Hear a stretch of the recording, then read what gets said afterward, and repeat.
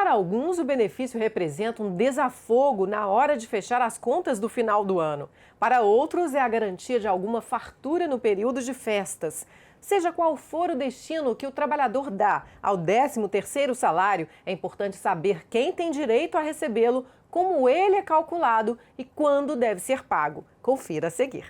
Todo trabalhador espera ansioso pela chegada dele. Geralmente vem parcelado em 2 vezes ou pago integralmente. Seja como for, uma coisa é certa: o 13º muitas vezes é um alívio para o bolso. Geralmente a gente costuma pagar dívidas, né? Ajuda também no material da escola dos meus filhos. A gente dá para realizar algum sonho, dá para fazer uma viagem. Nos anos anteriores era para sair do sufoco mesmo, era para sair do sufoco. Mas nesse ano de 2020 já estou planejando outros gastos, como por exemplo a aquisição de uma mesa nova, coisas para casa, né? Valei-no santo 13º, ajudai-nos na hora de pagar as dívidas, assim seja, amém. Brincadeiras à parte, esse salário extra, também conhecido como gratificação natalina, é um direito de todo trabalhador, urbano, rural, doméstico e avulso, aquele que não tem vínculo empregatício. O pagamento da primeira parcela do 13º, que corresponde a 50% do salário, deve ser feito entre 1º de fevereiro até 30 de novembro. Já a segunda parcela, que são 50% restantes, deve ser paga até 20 de dezembro. Calcular o 13º é simples. Basta dividir o valor da remuneração integral por 12 e multiplicar o resultado pelo número de meses trabalhados.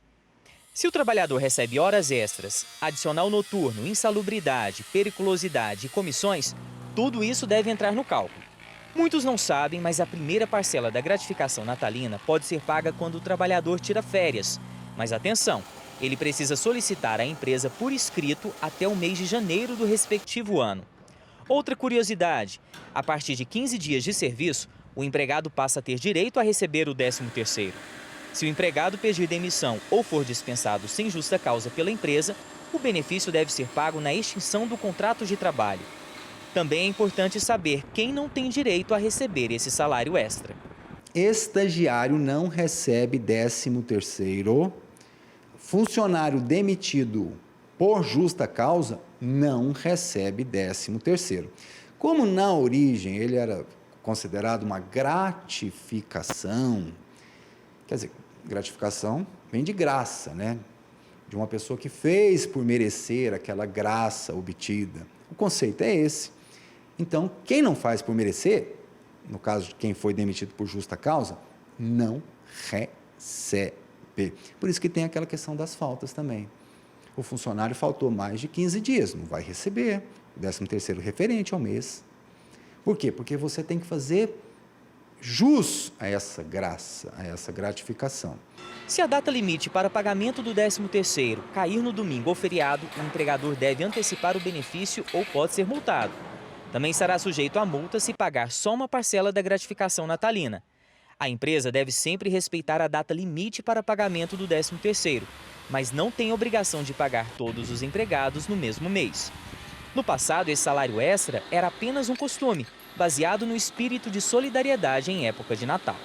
Com o tempo, essa gratificação ela foi se estendendo a toda a sociedade, realmente se tornou um costume, e em 62, por pressões políticas, o presidente da República, na época, o João Goulart, ele estava quase sendo deposto, e ele aprovou o 13º, essa forma de lei foi promulgada, para ter apoio dos sindicatos durante a crise. Então, era um costume que foi transformado em lei por uma questão política, qual seja, manter o presidente no poder. Posteriormente, em 88, foi inserido esses direitos sociais na Constituição Federal. Falando em Constituição Federal, uma dúvida que muita gente tem é se o 13º pode ser extinto. O tema é controverso. Há quem entenda que esse direito é uma cláusula pétrea, ou seja, que não pode ser extinta ou alterada por emenda constitucional. Já este advogado diz que a gratificação natalina pode ser retirada da lei sim, mas é difícil. E quando a Constituição consagrou no texto constitucional o 13º, para fazer a mudança do que você poderia fazer uma mudança de uma lei, Agora você vai ter que fazer uma mudança do texto constitucional.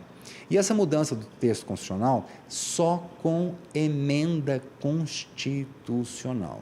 Essa emenda constitucional, ela exige votação em 2 turnos, tanto na Câmara dos Deputados quanto no Senado Federal, e por votação de maioria absoluta.